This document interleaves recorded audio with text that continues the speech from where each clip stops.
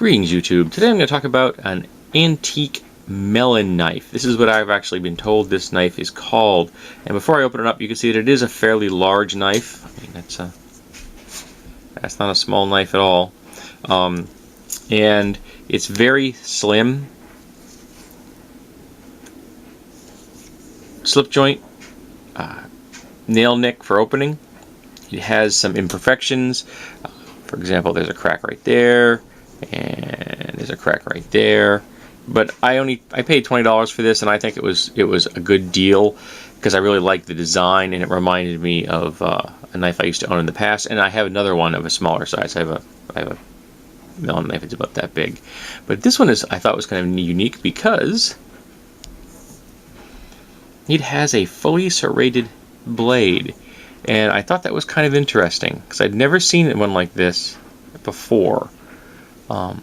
And there are no markings on this knife, so I have no idea who made it, or this right here is some kind of plastic. I'm not positive what it is. To tell you the truth, it's hard. And its coloration, I don't know if they made Bakelite in this color. Possibly, I'm not sure, but it has that vibe of that era. So this definitely feels to me something that could have come out of the 40s. Now you notice when it's open, it's a very large knife. I mean, the spread on my fingers is approximately 9 inches, and that's this is like an 11-inch knife when it's all the way open. It's quite impressive. Obviously designed for fruit or bread. This would be the perfect knife for a picnic, for cutting up a melon, a watermelon, for cutting up a baguette, things like that. It's probably not going to be too effective on some meats. You might be able to go through some soft sausage with this because it's just a slip joint.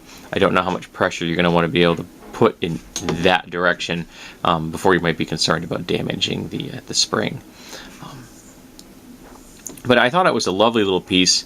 I liked the edge. It does have that kind of almost comic book maniacal appearance to it, like pull out this big blade out of your pocket or something.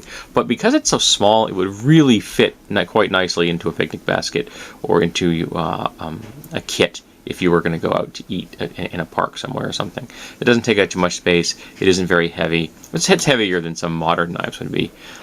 Because of the materials, I think. Because again, it's a very dense plastic. And again, I think it may be Bakelite, but I'm not positive. Obvious pin construction. This is a very simple style of knife, but it has a lovely aesthetic. I really happen to like the way it looks. The ever slight taper. Has a nice action. There's no play in here. There's no sloppiness. The spring still is in nice shape. So I was quite pleased with the purchase, and I'm glad that it is, in fact, in my collection. So if anyone else out there has a Melon knife like this, and you know the manufacturer, that would be really great if you could tell me. Thanks.